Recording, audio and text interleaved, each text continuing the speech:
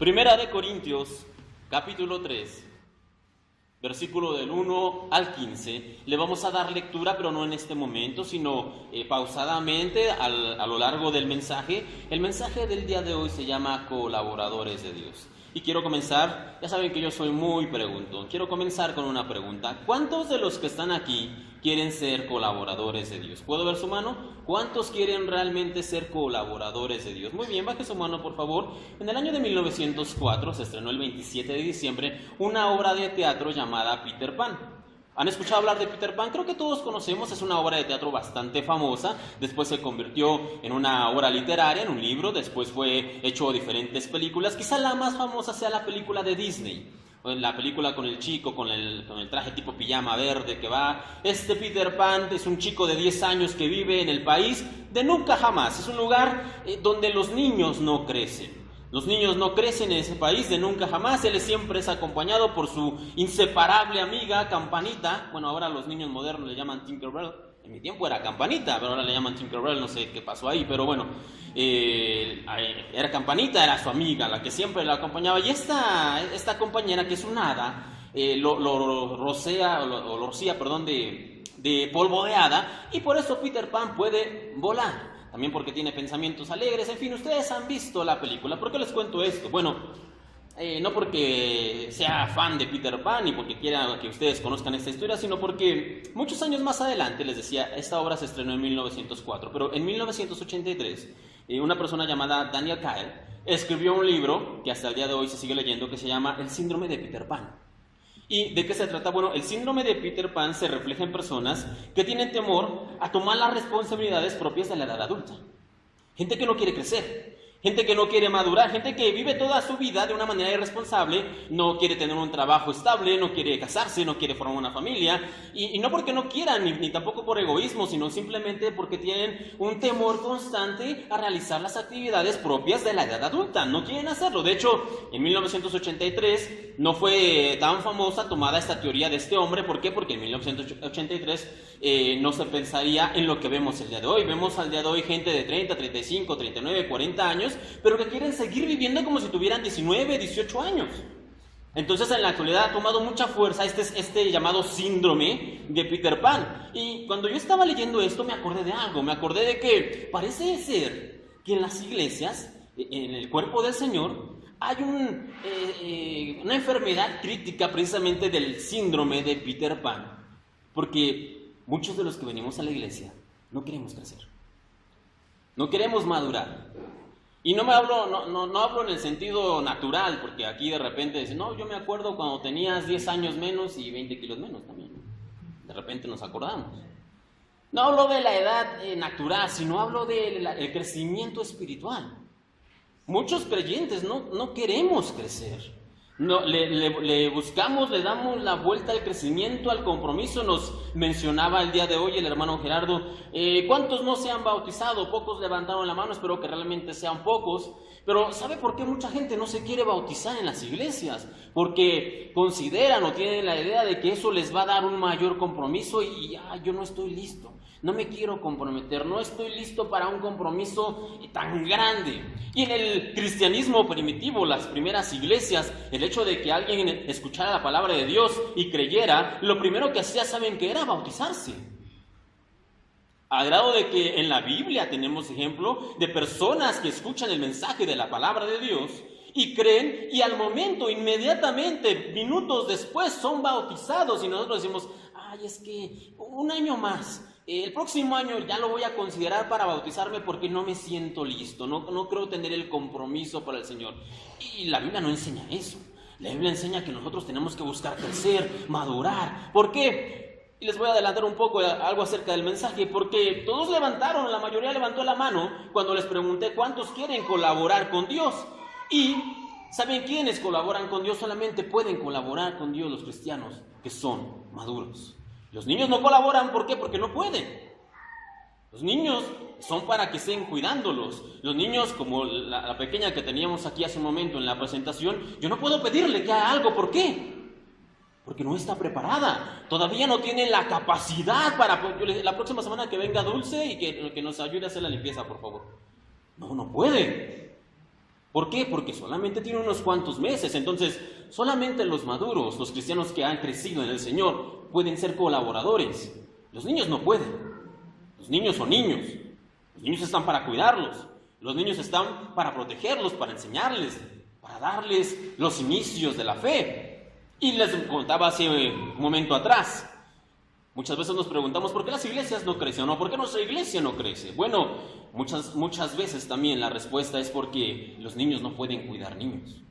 Si tenemos una iglesia repleta de niños, ¿cómo esperamos traer gente nueva para poder enseñarle y para poder instruirle si nosotros mismos no hemos tomado el compromiso y la responsabilidad para poder hacerlo? No es que tenemos maestros y también está el pastor sí, pero hay limitantes. Un maestro puede dar una clase para quizá 10, 15, 20 personas, pero ¿qué pasa si de un día para otro llegan a ser 50? El maestro no se da abasto, el predicador no puede, el pastor crece demasiado, necesita ayuda. Y el hecho de que el cristianismo como tal siempre ha sido un trabajo de equipo. El Señor no eligió a 2 apóstoles o a 3 apóstoles, eligió a 12, y además de los 12 tenían amigos y tenían compañeros y tenían gente que servía. Hay una historia que leí el otro día de una persona, un amigo de Martín Lutero, y le decía: mira, Martín, yo no te puedo ayudar en el trabajo que tú estás haciendo, en el trabajo de la reforma, pero lo único que yo puedo hacer, decía este amigo, es yo te puedo ayudar orando, le decía su amigo, ¿no? Bien espiritual. Muchas veces nosotros somos así, ¿no? Que yo no puedo yo no puedo ir, yo no puedo colaborar, pero desde mi casa yo oro, desde mi casa yo ayudo. Y cuenta la historia que este amigo cierta noche se fue a dormir, después de orar, claro, por su amigo Martín Lutero.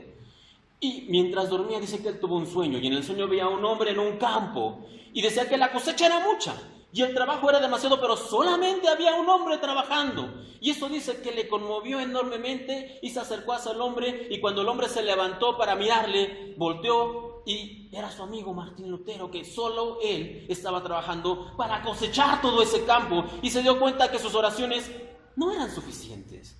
No era lo único que él podía hacer más. Y al otro día fue con su amigo y le dijo: aquí estoy, ¿qué puedo hacer? Nosotros también tenemos que hacer eso. Nosotros también tenemos que esforzarnos por crecer, porque si no, les decía, parece que tenemos un síndrome de Peter Pan, porque no podemos crecer. Y los creyentes, en forma general, no buscamos el crecimiento programado, no nos interesa llegar a la madurez espiritual, parece que no nos interesa. Hace muchos años yo tuve un jefe en una empresa donde trabajaba, que él entró, y eran muchas cuestiones de aprender, muchos proveedores, muchos procesos, etcétera, etcétera. Era complicado, yo lo acepto, pero en las primeras 2 o 3 semanas de repente le llamaban para que resolviera algo, ya sea llamada externa, llamada interna, y la persona esta respondía: mira, sí, yo te quise ayudar, pero soy nuevo, acabo de entrar, déjame que tome ritmo y yo te ayudo. Y lo entiendes, tienes 2 o 3 semanas, es válido. Pasaron los meses, cuando tenía, no sé, 5 o 6 meses, de repente entraba una llamada, ¿y qué creen que respondía? Oye, ¿sabes qué? Es que soy nuevo, acabo de entrar y estoy todavía aprendiendo el proceso, pero déjame checarlo bien y después te ayudo, ¿no? Bueno, digamos, 6 meses, todavía pasó un año, ¿no? Y de repente entraban las llamadas y: mira, es que soy nuevo y acabo de entrar, no sé, es un año adentro, no acabas de entrar. Pero déjame checarlo bien y después te ayudo. 2 años después, pero esto es verídico, de verdad, yo estaba ahí. Oye, sí te puedo ayudar, pero déjame checarlo. O sea, el tipo se terminó yendo porque nunca terminó de dejar de ser nuevo, ¿no? Después de 2 años. Increíble, pero muchas veces también en las iglesias nosotros somos así. Tenemos 2, 5, 7, 15, 20 años en la iglesia y no crecemos. Seguimos siendo niños espirituales. Seguimos siendo pequeños. En 1 de Corintios, vaya por ahí donde lo está leyendo, capítulo 3, del versículo del 1 al 4, dice: de manera que yo, hermanos, no puedo hablarles como a espirituales, sino como a carnales, como a niños en Cristo. Os di a beber leche y no vianda, porque aún no erais capaces, ni sois capaces todavía, porque aún sois carnales, porque habiendo entre vosotros celos, contiendas, disensiones, ¿no sois carnales y andáis como hombres? Porque diciendo el uno: yo ciertamente soy de Pablo, y el otro: yo soy de Apolos, ¿no sois carnales?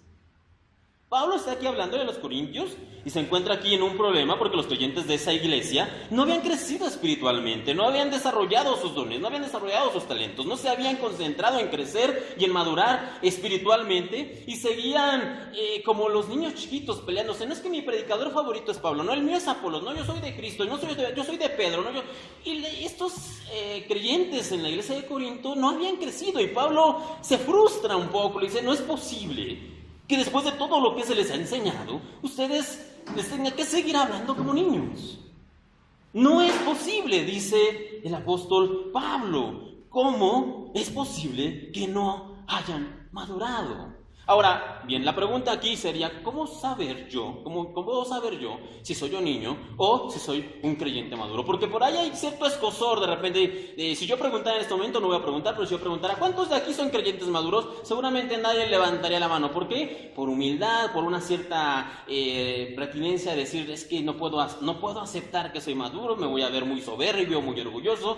Pero la Biblia sí requiere que nosotros nos identifiquemos como niños espirituales o como cristianos maduros. ¿Por qué? Porque las funciones de cada uno son diferentes. Ahora, ¿de qué manera podemos identificar nosotros, y esto hágalo usted de manera personal, si soy un creyente maduro o si soy todavía un niño espiritual? Bueno, la Biblia nos da muchos ejemplos a través de toda la Biblia, en cuestión de carácter, en cuestión de respuesta, en cuestión de crecimiento, pero vamos a hacer solamente una cosa el día de hoy para identificar si usted es un creyente maduro o si usted es un niño espiritual. Y los podemos identificar, como dice aquí Pablo en la parte que leíamos, por medio del alimento. Depende de lo que usted coma, es si usted es un niño o si usted es un cristiano maduro. Los niños solo pueden tomar leche. Los adultos comen alimento sólido. Los niños solamente pueden tomar leche. Los adultos comen alimento sólido. ¿Ok? Esto es lo más básico. ¿Qué es la leche? Se puede preguntar. Bueno, la leche es el primer alimento, lo básico. La Biblia lo llama la doctrina de los rudimentos de Cristo. Así lo llama en Hebreos capítulo 6. La doctrina de los rudimentos de Cristo. Y no voy a hablar de eso. ¿Por qué? Porque yo sé que ustedes se lo conocen. Todos lo saben. Entonces no tiene sentido que lo saben. ¿Verdad que todos saben? ¿Sí? ¿Sí? ¿Todos conocen la doctrina de los rudimentos de Cristo? ¿Nadie dice amén? ¿O quieren ver si yo sé? Claro, yo entiendo que ustedes lo saben, quieren ver si yo sé. La doctrina de los rudimentos de Cristo, léalo usted en casa, Hebreos 6, son los siguientes: el arrepentimiento, la fe, el bautismo, la resurrección de los muertos y el juicio eterno. Se los repito: el arrepentimiento, la fe, el bautismo, la resurrección de los muertos y el juicio eterno. Esto era lo que los apóstoles y el mismo Señor Jesús enseñaba, y esto, reitero, en la Biblia, Nuevo Testamento, se le conoce como la doctrina de los rudimentos de Cristo, el fundamento, lo básico. Nosotros, a estas alturas, creo que todos, salvo algunas excepciones de personas que tienen poco tiempo aquí en la iglesia, pero la mayoría de nosotros debería dominar esto, como dicen por ahí, al dedillo. Deberíamos de sabernos acerca de la fe, el arrepentimiento, el bautismo, que cualquier persona nos preguntara, oye, ¿cómo está eso de la resurrección de los muertos? Porque yo escuché algo medio en la Biblia, pero no lo entiendo. ¿Cómo? Y usted debería ser experto en responder eso. Nosotros deberíamos hablar acerca de la resurrección, acerca del juicio, qué procede de la fe, por qué el arrepentimiento, como en las clases que estábamos viendo en las semanas anteriores. Nosotros debemos ser expertos. No es que yo no me siento experto porque eso es sentirme muy orgulloso. Pues no, es lo básico, hermanos. Yo no veo ningún niño que le digas, a ver, cuéntame del 1 al 10, que te cuente del 1 al 10 un niño de 4 o 5 años que está aprendiendo los números y que se sienta orgulloso porque ya se sabe eso. Es lo básico. Si se sabe los colores, nadie le aplaude. Es lo mínimo que tienes que saberte a los 5 años. ¿Ok? Si se sabe ya más o menos medio sumar, se sabe un poquito de restas a los 6 años, es lo obvio. Nadie le aplaude, nadie le hace un desfile. Si es como en la semana que salió que un chico de 12 años ya está estudiando en la universidad y que se convirtió en una noticia, bueno, eso es diferente. Pero un niño de 6 años que se sabe los colores, más o menos sumar, más o menos restar y las letras del abecedario, es lo más normal, es lo básico. Es lo que se espera de ese niño, y esto es lo que Dios espera de nosotros como creyentes, como niños espirituales. La fe, el arrepentimiento, la resurrección de los muertos, el bautismo y el juicio de Dios. Eso es lo que nosotros deberíamos saber como temas básicos.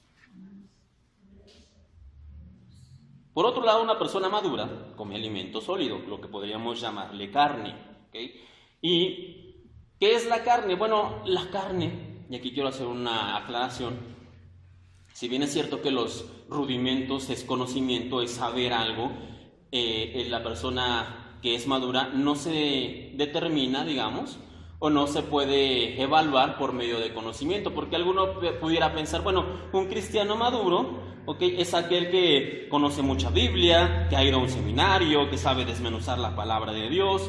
Ese es un cristiano maduro. No, eso describe quizá a un pastor, tal vez describa a un predicador, a un estudiante de seminario efectivamente, pero no describe a un cristiano maduro, ¿ok? El conocimiento no tiene nada que ver con la madurez.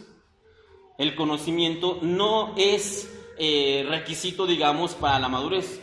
Si bien es cierto, para ser niños espirituales sí necesitamos conocer lo básico, para ser un cristiano maduro no se determina por medio del conocimiento. Entonces, ¿cómo se determina? Bueno, sigan una vez más ahí en su Biblia, en Hebreos, por favor, no pierdan el capítulo de Corintios, pero vayan por favor en Hebreos, capítulo 5, del 12 al 14. Dice de la siguiente manera: porque debiendo ser ya maestros, después de tanto tiempo, tienen necesidad de que se los vuelva a enseñar cuáles son los primeros rudimentos de la palabra de Dios. Y habéis llegado a ser tales que tenéis necesidad de leche y no de alimento sólido. Y todo aquel que participa de la leche es inexperto en la palabra de justicia porque es un niño. Pero el alimento sólido es para los que han alcanzado madurez, para los que por el uso tienen los sentidos ejercitados en el discernimiento del bien y del mal. Y aquí está la clave, hermanos. ¿Cómo puedo determinar yo si soy un niño o un maduro, espiritualmente hablando? Bueno, les decía, un niño solamente domina los rudimentos, solamente tiene conocimiento. ¿Vieron cómo el Señor cambia nuestros paradigmas? Nosotros pensamos, el que tiene conocimiento ese es maduro. No, el Señor dice, el que tiene conocimiento ese es un niño. Y nosotros pensamos, no, el que sabe mucho ese ya es maduro. No, Dios dice, el que sabe mucho solamente para mí es un niño. El que es maduro, se fue muy arriba esto, el que es maduro es el que pone en práctica ese conocimiento. No solamente conoce, sino también lo pone en práctica. Aquí nos dice, en lo que estábamos leyendo, que tiene los sentidos ejercitados en el discernimiento del bien y del mal. Que tiene los sentidos ejercitados en el discernimiento del bien y del mal. Entonces Dios nos dice, nos cambia completamente nuestra forma de pensar. Dice, no, aquí conmigo las cosas son distintas, son diferentes. El que sabe mucho no quiere decir que es maduro. El que sabe mucho sigue siendo un niño, si no lo pone en práctica. Pero el que lo pone en práctica, el que conoce y lo practica, ese es un cristiano maduro. No solamente tiene el conocimiento, sino que también lo vive. Me encanta un ejemplo que pone el pastor Francis Chan, es un pastor bastante bueno, y él dice que conocer al Señor es como si él fuera a su casa y le dijera a su hija, recoge tu cuarto que en una hora voy a regresar, recoge tu cuarto que en una hora voy a regresar. Y él dice, él se va, y al cabo de una hora él regresa y entra al cuarto de su hija y el cuarto de su hija no ha sido recogido. Y él se sorprende y le dice, hija, ¿qué pasó? Le dice, papá, estudié lo que me dijiste, hija, recoge tu cuarto, y ahora creo entender firmemente que tu intención era que recogiera mi cuarto. Punto número 1. Punto número 2. No solamente entendí cada una de las palabras que tú me decías, sino que aquí te entrego 6 cuartillas que realicé como un comentario acerca de tus palabras que me dijiste, hija, recogí tu cuarto. Entonces aquí hay 6 hojas de comentario acerca de tu palabra. No solamente hice eso, punto número 1, punto número 2, también, también sé decir, hija, recoge tu cuarto en hebreo, en arameo y en griego. También lo sé hacer. Y no solamente esto, número 3, número 4, escribí 4 canciones, 2 de ritmo rápido y 2 de ritmo lento, acerca de tus palabras, hija, recoge tu cuarto, que por cierto me quedaron muy lindas. Y puede seguir la hija diciendo muchas cosas, pero el papá va a seguir preguntando, bueno, yo te dije, hija, recoge tu cuarto, y lo que yo esperaba era que recogieras tu cuarto. Entonces, esto tiene mucha similitud con los cristianos, porque nosotros vamos a la Biblia y leemos lo que el Señor dice, lo cual es su voluntad, y hacemos comentarios, y hacemos predicaciones, y hacemos cantos, y lo sabemos recitar en hebreo, en griego, en arameo, y en cualquier idioma antiguo, en latín inclusive, pero no obedecemos lo que dice la Biblia, no lo ponemos por obra, y seguimos entonces siendo niños. Seguimos siendo niños. Porque no ponemos por obra lo que la palabra del Señor dice, que tenemos que obedecer. Entonces, el cristiano que es maduro es el cristiano que no solamente conoce, sino que también obedece. De nada sirve saber si no ponemos en práctica, de nada sirve saber si no lo hacemos. La Biblia lo dice de una manera distinta. Santiago capítulo 4 dice, y al que sabe hacer lo bueno y no lo hace, eso le cuenta como pecado. El que sabe hacer lo bueno y no lo hace, eso le cuenta como pecado. Entonces, muchos de nosotros, según esta palabra, somos pecadores porque sabemos lo que se tiene que hacer, pero no lo hacemos. Y les decía, bueno, ¿para qué entonces buscar la madurez? ¿Para qué? ¿Para qué buscar la madurez? Vayan al versículo que estábamos leyendo en 1 Corintios 3. Vamos a leer ahora del 6 al 9. 1 Corintios 3, 6, 9. Yo planté, dice Pablo, yo planté, Apolo regó, pero el crecimiento lo ha dado Dios. Así que ni el que planta es algo, ni el que riega, sino Dios, que da el crecimiento. Y el que planta y el que riega son una misma cosa, aunque cada uno reciba su recompensa conforme a su labor. Porque nosotros somos colaboradores de Dios, y vosotros sois labranza de Dios, edificio de Dios. Y aquí quiero repetir, porque nosotros somos colaboradores de Dios. ¿Para qué buscar la madurez? Bueno, les pregunté cuántos quieren ser maduros, cuántos quieren ser colaboradores, la mayoría dijo que sí. Y bueno, les decía hace un momento, si quieren colaborar con Dios, entonces tienen que buscar la madurez. Si quieren colaborar realmente con Dios, tienen que buscar la madurez. Quien escribía esto es Pablo. Y como sabemos nosotros la historia, Pablo, que antes se llamaba Saulo, cuando se convirtió, que el Señor se le apareció en el camino a la ciudad de Damasco, cuando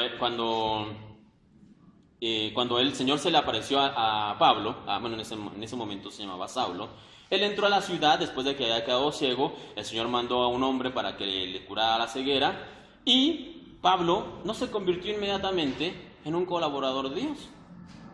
Después de que él recuperó la vista, regresó a su ciudad, regresó a Tarso, y ahí estuvo por varios años, pero tampoco se convirtió ahí en un colaborador de Dios. Todavía no era el tiempo. Después fue a Jerusalén, dice la Biblia, y se reunió ahí con Pedro y con Jacobo, los apóstoles, pero todavía no comenzó a ser colaborador de Dios. Y después Bernabé lo buscó, se lo llevó y estuvieron en la iglesia de Antioquía, y pasó bastante tiempo para que entonces Dios lo llamara y comenzara a ser colaborador de Dios. Nosotros de repente cuando lo leemos creemos que es como arte de magia, ¿no? Pablo se cae del caballo, o Saulo se cae del caballo, y cuando se levanta ya es Pablo, pum, y listo, todo. Ya era el hombre que conocía a Dios, el hombre maduro, el hombre que escribía cartas, el hombre que iba, que plantaba iglesias. No, eso no pasó. Saulo, el que se cayó del caballo, fue Saulo todavía por muchos años más. ¿Por qué? Porque necesitaba crecer, porque todavía era un niño.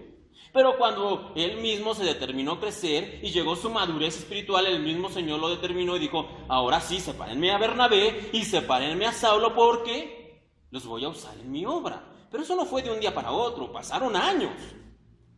Y Pablo, en este caso Saulo, tuvo que esforzarse y trabajar y estudiar y prepararse y dedicarse y soportar en su momento seguramente críticas y soportar gente que decía, no, ese perseguía a la iglesia. Ese no puede ser creyente, a mí se me hace que nos está engañando, ese es un hermano falso. Y tuvo que aguantar quizás todo ese tipo de comentarios y situaciones hasta llegar a la madurez. Y cuando fue realmente maduro, el Señor lo llama, y es ahí donde Pablo se convierte en colaborador de Dios. Lo que sucede es que yo quiero hoy estar aquí y estar orando, y que mañana el Señor me mande a China, que me mande a Indonesia, y que ya yo sea colaborador de Dios y le predique a multitudes, y las cosas no pasan así. Hay un proceso de crecimiento y hay un proceso de madurez, pero yo tengo también que trabajar en ello, así como lo hizo el apóstol Pablo. Así como trabajó el apóstol Pablo, así nosotros también tenemos que estar trabajando en nuestro proceso de madurez. Pero, ¿por qué reitero? ¿Por qué la pregunta? ¿Por qué no de inmediato? Bueno, hay otro ejemplo, hay muchos ejemplos acerca de esto en la Biblia, pero quiero tomar otro en Génesis capítulo 22. No vaya para allá, se le conoce este capítulo como la prueba de Abraham. Y dice que ya Abraham, ya siendo bastante grande, ya tenía a su hijo, el hijo de la promesa, el pequeño Isaac. Dice que aconteció que Dios se le apareció a Abraham y le dijo a Abraham que lo tenía que probar. Y dijo, toma tu hijo, tu único hijo Isaac, y llévalo a uno de los montes que yo te diré, y sacrifícalo ahí. Esa fue la orden de Dios. Y en Génesis 22, capítulo 6, dice lo siguiente: y tomó Abraham la leña del holocausto y la puso sobre Isaac su hijo, y él tomó en su mano el fuego y el cuchillo, y fueron juntos. Ahora bien, noten aquí, ¿quién cargaba la leña? ¿Quién la cargaba? Isaac. Isaac cargaba la leña, ¿ok? Esto quiero también decirlos porque de repente en ilustraciones o en cuestiones hasta cinematográficas o en nuestra imaginación, cuando vemos este episodio bíblico nos imaginamos a Abraham cargando al niño, yendo hacia el monte para poder sacrificarlo. Isaac no era un niño, Isaac ya era un joven. Tampoco era un adolescente, ya era un joven. La palabra que se utiliza para describir a Isaac lo determina ya que ya era un joven, ya no quizá un joven ya adulto, pero sí ya pasado la adolescencia, digamos, ya era un jovencito hecho y derecho. Isaac ya era un jovencito. Entonces, la pregunta aquí es, ¿por qué no antes? ¿Por qué no antes Dios le pidió a Abraham que sacrificara a su hijo Isaac? Bueno, respondiendo conforme a lo que estamos viendo, ¿por qué? Porque los niños no cargan leña. Se puede pedirle a un niño de 2, 3, todavía de 4 o 5 años, cárgate todos esos troncos, va a poder hacerlo. Por supuesto que no, porque los niños no son colaboradores de Dios. A los niños tenemos, claro, no estoy menospreciando a los niños, ni los estoy haciendo menos. Tienen su labor y tienen su trabajo y tienen su importancia. El Señor lo declara, por ejemplo, en lo que leíamos, porque de los tales, dice, es el reino de los cielos. Pero no está hablando en esa alegoría de que nosotros tenemos que ser infantes espirituales. Él está hablando que tenemos que ser como niños en la cuestión de inocencia, en la cuestión de rendirnos completamente a Dios. Pero el mismo Señor también dice, ustedes tienen que ser mansos como corderos y astutos como serpientes. Entonces el Señor utiliza este símil, este ejemplo de ser niños, por un lado, pero no nos pide que nosotros toda la vida seamos niños espirituales. Dice, sean como niños en cuestión de inocencia, reitero, en cuestión de ser fieles. Pero tienen que madurar, así como Isaac no pudo ser antes esta cuestión del sacrificio. ¿Por qué? Porque los niños no cargan leña, los niños no tienen decisión, los niños no pueden ayudar a armar un altar. Y el sacrificio de Isaac no habría sido válido si no, él se hubiera también dado en sacrificio. Aunque la Biblia no nos dice nada, ¿qué nos dice la Biblia acerca de Isaac durante este episodio? ¿Qué dice Isaac? ¿Qué habla Isaac? ¿Qué menciona Isaac? Nada más recuerda una cosa, papá, no hay cordero. ¿Y qué le responde el papá? El Señor proveerá. ¿Y qué piensan que pasó ahí? La Biblia no nos da luz acerca de eso, pero lo que sí nos dice es que Abraham y su hijo Isaac van al monte, suben, llegan ahí, hacen el altar, ponen la leña, y después Isaac está ahí. ¿Y qué creen? ¿Que Abraham forzó a Isaac, que lo golpeó, que lo amarró, que lo amordató? No. ¿Quién se puso ahí voluntariamente? Fue Isaac el que se puso ahí. Papá, no lo entiendo, pero si Dios te dijo que hay que sacrificarme, está bien. La Biblia no lo dice, pero nos lo da a entender. ¿Por qué? Porque Isaac no dice nada. La Biblia no lo dice ahí, pero más adelante Isaac es un reflejo del Señor Jesús, ¿ok? Es una alegoría, es una figura del Señor Jesús. Y más adelante, hablando del Señor Jesús, dice que Él fue como cordero enmudecido. Entonces Isaac también fue como enmudecido. Él no dijo nada. Si hay que sacrificar, papá, si es lo que Dios te pide, adelante. Un niño no puede tomar esa decisión, no puede ser ese colaborador, pero Isaac tuvo que hacerlo. Dijo, papá, tranquilo, si Dios te lo pidió, adelante. Si Dios te dijo, adelante. Él sabrá qué hará, tú hazlo.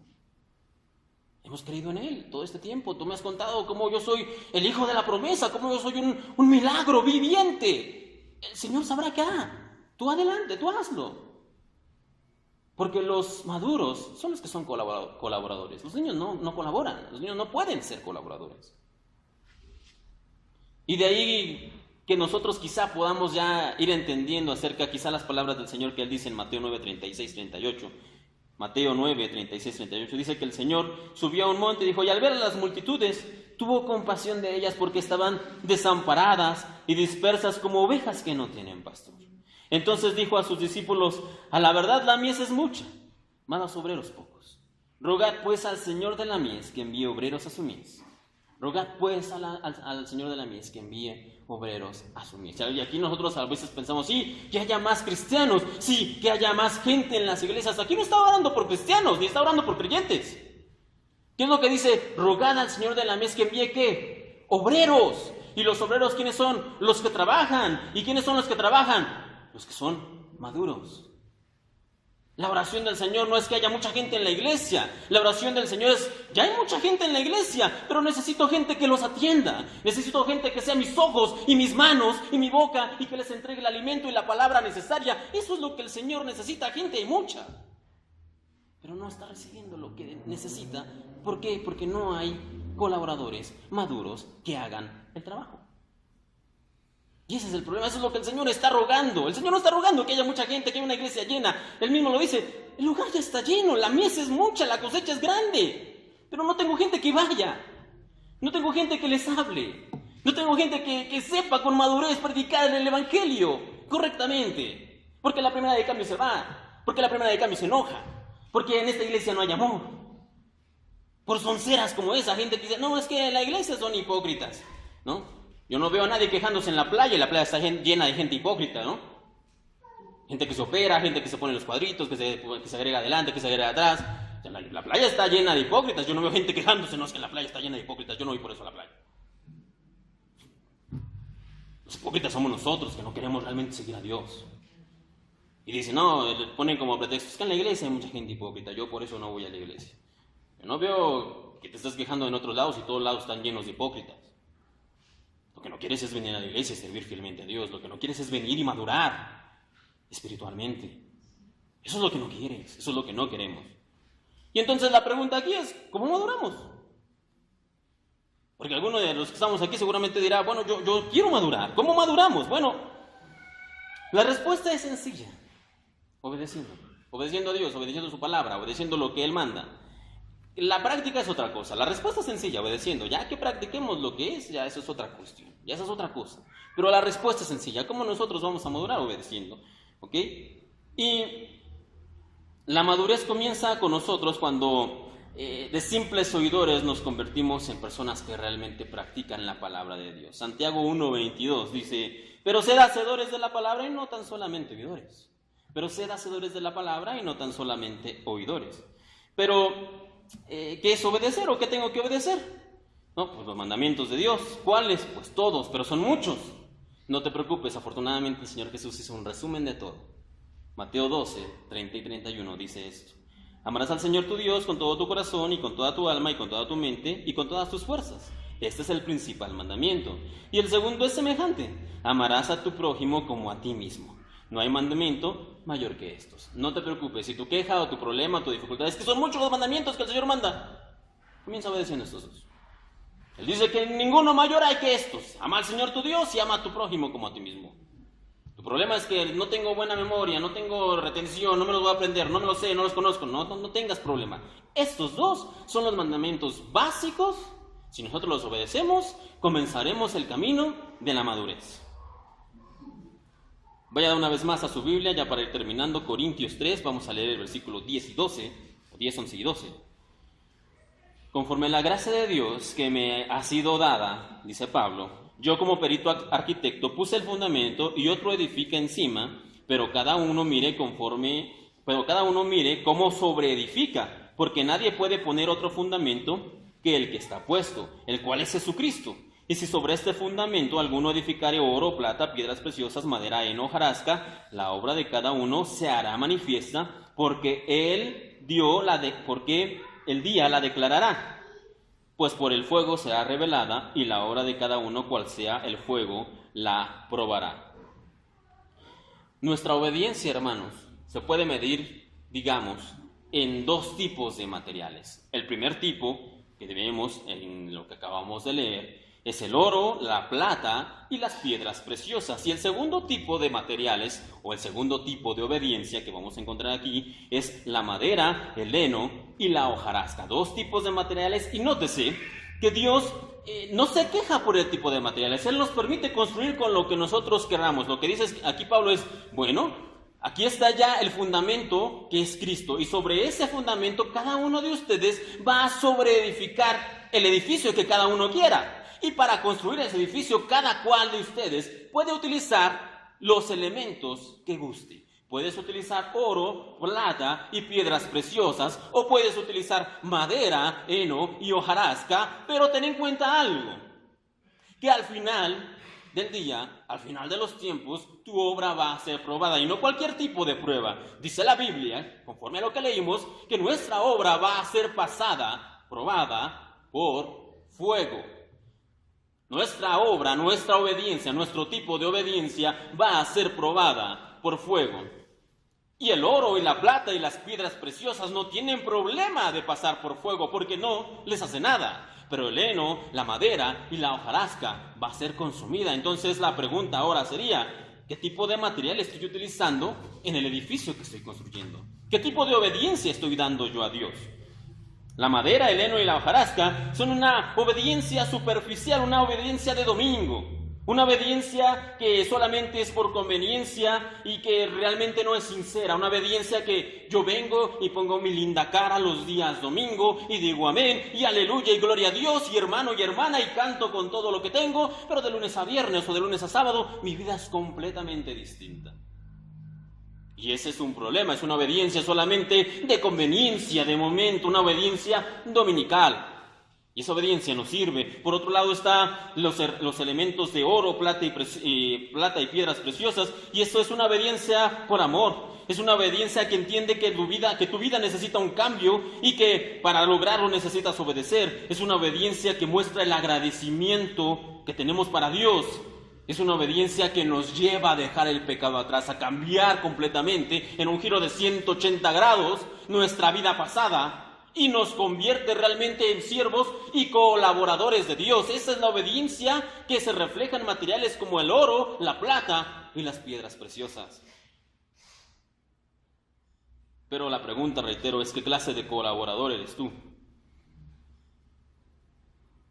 Me estaba acordando cuando estaba haciendo esto de un chiste, dice que, para relajar un poco, hermanos. Estaba en una fiesta de 15 años. Y el que estaba al frente del micrófono precisamente le dice, bueno, les voy a pedir favor a todos los invitados de la novia, por favor pónganse a la izquierda. Y todos los invitados del novio pónganse a la derecha. Ya todos se movieron, los invitados de la novia a un lado, los invitados del novio a otro lado. Y dicen, y ahora les voy a pedir por favor, un favor, que se vayan porque estos son unos 15 años, ¿no? De verdad, ¿por qué les cuento esto? No nos pongamos tan serios, hermanos, de verdad, no se está regañando. ¿Por qué les cuento esto? Hay una porción en la Biblia, Mateo 7, 21, 23, que me recuerda este chiste en cierta manera. Y dice, no todo el que me dice Señor, Señor, entrará en el reino de los cielos, sino que el que hace la voluntad de mi Padre que está en los cielos. Muchos me dirán en aquel día, Señor, Señor, no profetizamos en tu nombre, y en tu nombre echamos fuera demonios, y en tu nombre hicimos muchos milagros. Y entonces les declararé, nunca os conocía, apartados de mí, hacedores de maldad. Seguramente han leído esto, pero siempre me llamó la atención este versículo, porque aquí no tenemos a un grupito de mexicanos vivos, ¿no? Que se quieren pasar de vivos con el Señor, queriendo entrar al cielo, diciendo, no, yo te servía, no es un grupo de colados como en los 15 años, ¿no? Que se quiere meter de a gratis para poder comer y para poder estar ahí. No es eso. Aquí estamos encontrando un grupo de creyentes, o al menos eso creían ellos, eso pensaban ellos, que realmente han pensado toda su vida, que han servido a Dios. Y la pregunta es sincera, la pregunta es honesta, Señor, no hicimos cosas en tu nombre. La pregunta es honesta, estos hombres de verdad pensaban que servían a Dios. Y la pregunta es sincera, Señor, nosotros hicimos todo esto en tu nombre. Fuimos, hicimos, profetizamos, sacamos demonio, evangelizamos, hicimos obras, predicábamos, cantábamos, íbamos los domingos a la iglesia, no lo hicimos en tu nombre, Señor. Y la respuesta de verdad, cada vez que la leo me hiela la sangre, la respuesta del Señor es, no los conozco. Perdón, pero no sé quiénes son. Yo nunca los conocí. La respuesta del Señor de verdad me sorprende, me hiela la sangre completamente, porque aquí hay un grupo de cristianos, o que se hacían llamar cristianos, que de verdad servían al Señor, entre comillas. Pero el Señor no los conoce. Y esto de verdad, a mí en lo personal, me pega cada vez que lo leo mucho, porque digo, oye, entonces, ¿qué seguridad tengo? ¿Qué seguridad tenemos de que de verdad estamos sirviendo al Señor? ¿Qué seguridad? ¿Qué confianza? Pero aquí también, en el mismo texto, está la clave. Estas personas, como les decíamos, estas personas son las que construyen con la obediencia de hojarasca, de madera, de heno. Esas personas son las que hacían porque hay que ir a evangelizar, pues hay que ir por hacer un montón. Venimos los domingos a la iglesia porque no tenemos otra cosa que hacer. Y esa obediencia, como les decía, esa obediencia superficial, esa obediencia hueca, esa obediencia vana, esa obediencia que nos suma, esa obediencia que realmente no nos convierte en cristianos maduros. Pero aquí dice el Señor la clave, dice, nunca te conocí. ¿Por qué? Porque aquí está la respuesta, aquí está la clave. ¿Cómo sé realmente es que yo estoy obedeciendo de verdad al Señor en lo que estoy haciendo? Bueno, la obediencia que procede del oro, la obediencia que procede de la plata, de las piedras preciosas, la obediencia que evita esta respuesta de no los conocí, es aquella que nosotros consultamos al Señor constantemente. Esa obediencia que dice, tómate una tarde para charlar conmigo, dice el Señor. Pregúntame si lo que estás haciendo es lo correcto. Ven y despeja tu agenda. Quita todos los pendientes, desocúpate de los niños, desocúpate del trabajo y tómate una tarde para venir y preguntar si lo que estás haciendo realmente es lo que yo quiero para tu vida. Tómate un tiempo, no solamente los domingos, no la oración de la hora de la comida, no la oración o el momento devocional de la mañana cuando lo hago en 15 minutos porque ya si no me apuro se me hace tarde. No, tómate un tiempo, porque aquí la clave, les decía, está en no los conocí. ¿Qué quiere decir? Nunca fueron a consultarle al Señor. Hicieron todo esto, dice aquí, echamos fuera demonios y fuimos y predicamos, pero dice el Señor, yo nunca les dije que hicieran eso, esa no era mi voluntad. Lo hicieron y está bien, pero no te conocí, nunca me preguntaste si querías que hiciera eso. Y aquí está la respuesta de la obediencia sincera y completa y real acerca del Señor, es ir constantemente y preguntarle por medio de su palabra, por medio de la oración, por medio de estar un tiempo con Dios. Preguntarle, Señor, ¿esto es lo que tú quieres que haga? Señor, estar aquí al frente predicando es lo que tú quieres que yo esté haciendo. Que ayude a otras personas, que lleve una despensa, que cante, que esté en la alabanza. Señor, realmente te estoy sirviendo en esto, pero ¿realmente quieres que haga esto? Y a veces nosotros no nos ponemos a preguntarle al Señor. Pensamos que como hacemos cosas en la iglesia, que como realmente servimos en algunos ministerios, ya eso ya es servible para el Señor. Y sí en parte, pero en parte también no. ¿Por qué? Porque nunca le preguntamos al Señor si eso es lo que Él quería que hiciéramos. Y a lo mejor nosotros estamos aquí al frente predicando y el Señor dice, no, yo no quería que hicieras eso, yo quería que fueras de misionero a otro lado. No, yo no quería que estuvieras cantando, yo quería que tú estuvieras predicando. Yo tenía un plan para ti y ahora te estás equivocando en él. ¿Por qué? Porque nunca viniste a preguntarme y entonces nunca te conocí. No los conozco, dice la Biblia. La obediencia que procede del oro, de la plata y de las piedras preciosas es la obediencia que proviene de una continua relación con Dios. Y dése cuenta, oro, plata, piedras preciosas, ¿realmente nosotros tenemos eso? ¿Y nosotros adentro? ¿Cómo vamos a construir con oro, con piedras preciosas, con platas? ¿Y qué es lo que nosotros tenemos para ofrecer? ¿Qué es lo que nos enseña la Biblia? Dice que nuestras mejores obras son como ¿qué? Como trapos de inmundicia. Nosotros lo único que tenemos para construir es precisamente los otros materiales. Heno, hojarasca, madera, cosas materiales corrientes. Entonces, ¿de dónde sacamos el oro? ¿De dónde sacamos la plata? ¿De dónde vienen las piedras preciosas? De la continua relación con Dios. De estar ahí constantemente preguntándole, lo que estoy haciendo está bien, Señor. Te estoy obedeciendo correctamente, estoy haciendo lo que tú quieres. Y cada vez que nosotros le preguntamos y el Señor nos responde que sí, ahí nos da un poquito de oro, un poquito más de plata. Ahí te van unas piedras preciosas para la puerta. Ahí te va esto para que tú lo puedas ir poniendo, esa edificación que se está construyendo. En Éxodo 34, 29, nos dice, y aconteció que descendió Moisés del monte Sinaí con las 2 tablas del testimonio en su mano, y al descender del monte, no sabía Moisés que la piel de su rostro resplandecía después de que hubo hablado con Dios. Cuando pasamos tiempo con Dios, se nota. Cuando pasamos tiempo con Dios, así como Moisés, no se puede ocultar. Cuando pasamos con tiempo con Dios, Él nos da los elementos, los materiales, ese oro, esa plata, esas piedras preciosas para que nosotros en obediencia estemos construyendo correctamente el edificio que Él quiere. Ya por último, hermanos, nosotros debemos ser creyentes maduros, debemos buscar ser creyentes maduros. Hay una historia que leí hace muchos años de una persona llamada Chang Shen, fue un chino, que vivió en la época por ahí de 1890.